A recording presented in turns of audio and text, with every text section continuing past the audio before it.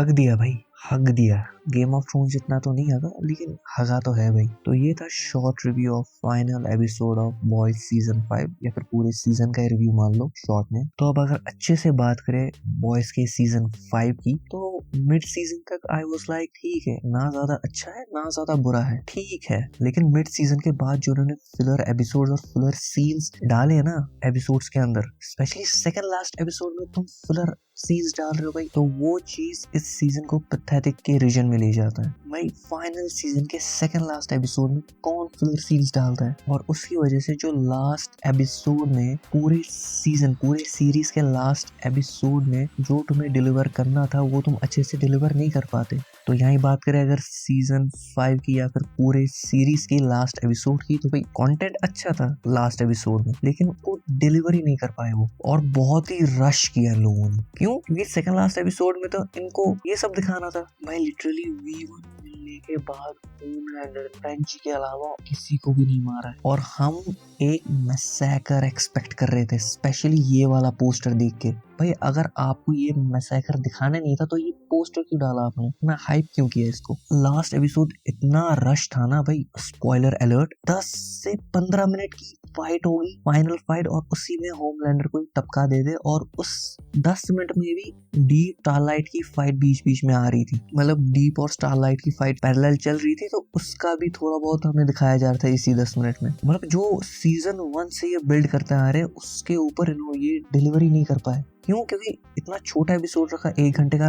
चलो ठीक है, सेकंड लास्ट एपिसोड में आपने फिलर दे दिया, तो लास्ट एपिसोड को 1.5 घंटा या 2 घंटे का रखना चाहिए था, वो भी इन्होंने नहीं किया। 1 घंटे का एपिसोड रखा पूरा। और तुम ये एपिसोड खत्म करने के बाद तुरंत बाद नहीं सोचते हो, जब एपिसोड खत्म करके तुम इसके बारे में थोड़ा सोचते हो, तब तुम्हें हिट करता है भाई कितना हार्ड जा सकते थे। They could have done better, they could have gone hard, they could have gone diabolical, but they didn't. और इस एपिसोड को कचरा होने से बस एक ही चीज ने रोकी, वो थी एंटनी स्टार की होमलैंडर की परफॉर्मेंस। मतलब अगर बॉयज के प्रोडक्शन ने कोई चीज एकदम परफेक्टली नील डाउन की है, वो है होमलैंडर की कास्टिंग। बंदे ने कितनी बढ़िया परफॉर्मेंस दी होमलैंडर की। मतलब अगर पर्सनली मैं बोलूं तो मुझे एंटनी स्टार का होमलैंडर कॉमिक के होमलैंडर से ज्यादा अच्छा लगता है। आई विश कि इसको मैनेज भी उसी तरीके से किया जाता जैसे एंटनी स्टार ने अपना परफॉर्मेंस दिया। मतलब इसके कैरेक्टर को बिल्कुल भी मतलब ऐसा क्लोजर दिया जो वो डिजर्व नहीं करता था, सीधी सी बात में। और इस पूरे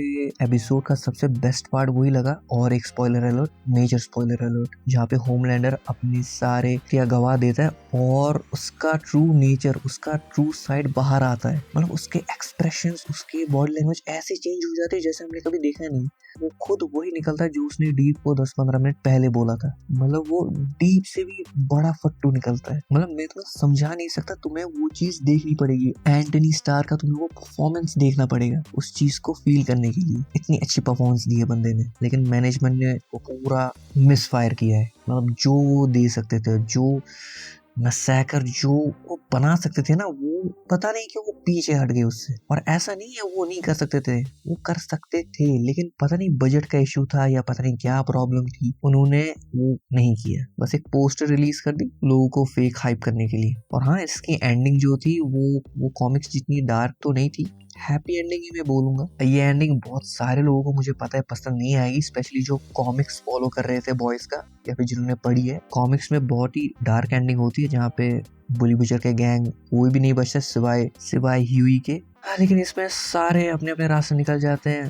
तो रायन लास्ट में मदद करने आता है और वो मदर्स मिल के साथ चला जाता है। और भाई एक सीन था जहाँ पे होमलैंडर रायन से मिलता है एक हट के अंदर, तो भाई वो इतना परफेक्ट टाइम था होमलैंडर के मैडनेस को दिखाने का। मतलब वो सीन याद है जब वो बहुत सारे सोल्जर्स को मारता है और पूरा खून में लथपथ घर से बाहर निकलता है। मैं वही सीन इमेजिन कर रहा था जब मैंने रायन और होमलैंडर को उस हट में देखा, लेकिन वो भी उन्होंने जाने दिया, इतना हार्ड वो नहीं गए। हाँ यार, लेकिन जब मैं रिकॉर्डिंग कर रहा था और थोड़ा सोच रहा था, तो मुझे एक चीज पकड़ में आई कि यार बॉयज पहले से ऐसे ही थी। मतलब वो एक ही टेम्पलेट को फॉलो करते हुए आ रही है स्टार्टिंग फ्रॉम सीजन 1, और ये टेम्पलेट फॉलो करते करते वो निकल भी गई। बॉयज से शायद हमने ज्यादा एक्सपेक्ट किया था कि वो कुछ बहुत ही खास डिलीवर करेगा। और बॉयज की जो मार्केटिंग टीम है उन्होंने भी बहुत ही बढ़िया काम किया हमें हाइप करने का, लेकिन अनफॉर्चुनेटली वैसा कुछ हमें मिला नहीं। तो या बॉयज अब खत्म है, अब इसका स्पिन ऑफ आने वाला है वॉट राइजिंग करके, जो देखा जाएगा कैसा होता है। तो अगर इस पूरी सीरीज की मैं बात करूं तो हाँ it is one time watchable, मतलब हर कोई सीरीज तुम एक ही बार देख लो, लेकिन उससे भी थोड़ा सा नीचे आएगा। तो रेटिंग की बात करूँ तो मैं इसको दूंगा 7/10। अगर हार्ड जाऊं तो 6 या 6.5 तक मैं दे सकता हूँ, लेकिन 7.10 इज गुड एनफ। तो हाँ मित्रों, बाद में मिलते हैं कभी। बॉयज ने तो डिसअपॉइंट कर दिया, डिसअपॉइंटमेंट एक छोटा शब्द हो जाएगा, but yes life is like this, you don't get what you want every time. तो लेट्स सी, लाइक शेयर और सब्सक्राइब कर सकते हो। और हाँ बाय।